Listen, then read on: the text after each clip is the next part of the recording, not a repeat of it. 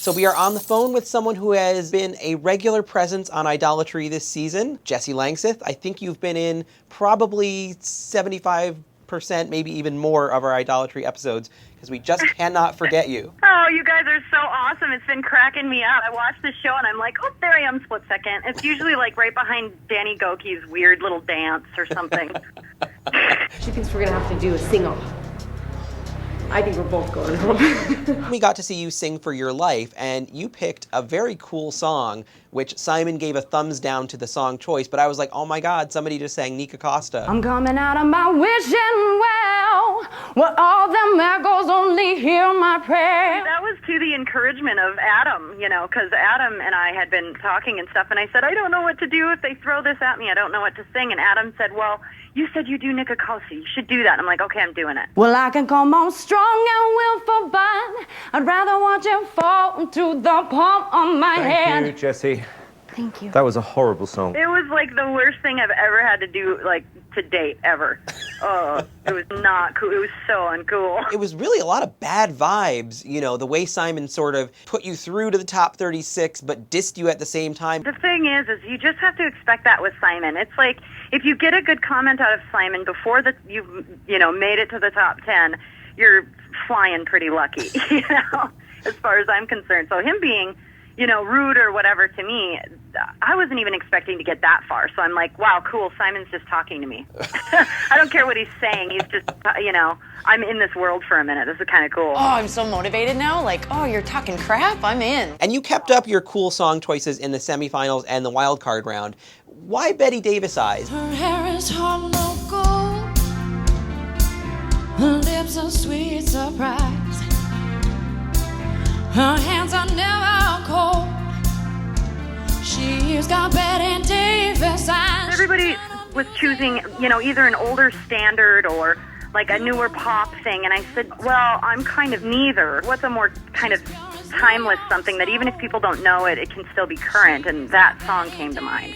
And I thought, well, if I actually, because Kim Carnes has her own way of singing it, and I thought, well, if I kind of put that Gwyneth Paltrow spin on it, because she redid it, and I thought that could be current. And then you got called back for a wild card round. Were you already, when you didn't make it through to the finals after Betty Davis eyes, did you start preparing right away? Jessie Langseth.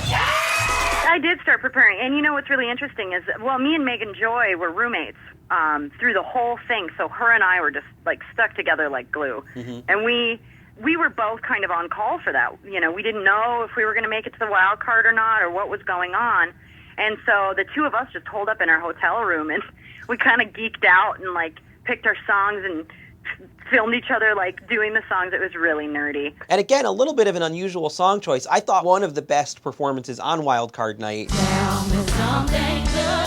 Oh, baby, baby, baby, yeah. I think Simon was a little, again, confounded by the song choice there, but did you have any regrets of picking that song? Honestly, I don't have any regrets singing that song, just in the realm of I'm paying homage to my Minneapolis roots here. One of my favorite singers in town here does that song, and it's just a hit. So in the realm of that, no, I don't regret it at all. Could I have maybe found a better song? Well, I didn't make it to the top 10, so probably. Were you surprised by the Chris Allen win? I was. I really was, because all I hear anybody talking about is Adam. Right. I didn't care who won it. I love those two guys. We know, watching the show, that the production and the judges tend to, pretty early on start pushing who they think that final two is going to be. I think, Simon was on the Tonight Show back in early March saying it was going to be an Adam-Danny final two. So for Chris to sort of break through that, I think that's kind of a remarkable thing to be able to pull that off. I totally agree. And, honestly, Danny's a cool guy and all of that stuff, but I was really happy to see that happen. Just for Chris. It's just that story. You kind of go for the guy that you don't think is really going to get in there. And so when they get in there, it's really exciting. Yeah. A question a lot of fans have, and we don't really often get answered, is, when somebody makes an impression on you in the semifinals, but they don't get through to the finals, it's like, can you make a living as a working musician coming off the show? Well, in my case, I can't speak for anybody else, but in my case, I kind of was fortunate in a situation that I'd already been doing this for 5 years. This was my life for 5 years prior, so I kind of had the game down as far as being able to just strictly make a living. Right. I think that the Idol thing kind of made it a platform where certain maybe doors were shut. They're cracked open a little bit more. I definitely wouldn't say it's made my life any easier as far as that's concerned. You cannot be afraid to call people you need to call, and you can't be afraid to ask for things. And you know, you kind of got to dig. You still have to work really, really hard to get things moving. And you have an EP out now? It's some new stuff that I wrote just after Idol, actually, compiled with some older stuff. I'm actually in the studio writing a full record at the moment, but I wanted to be able to have something for people to get their hands on. If you were sending someone to your MySpace page, which song would you tell them to press play on first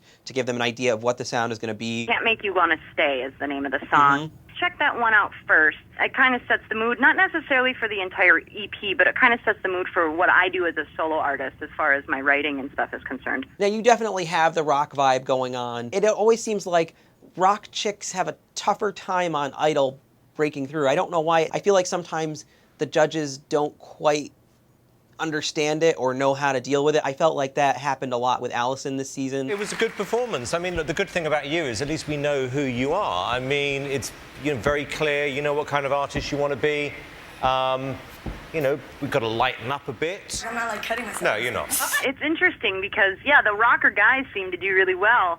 And it's kind of just like, as women, do we have to all be, like, soft country vocalists? Or, like, what exactly is it that we're supposed to be doing in order to be marketable? Good thing for Allison is, she's in the category of, like, Pink, somebody who's super marketable. And I think they were able to see that, at least with Allison. But, for the rest of the rocker girls, I think what ends up happening is that it's a certain type of voice that can sing that way. But I think they get pigeonholed, and maybe the judges and the people at home think that they're a one-trick pony. They can't do anything else. Yeah. I want to put it out there. I know a lot of rocker chicks, including myself, that can sing anything you throw at them. So I think that's just kind of a false conception.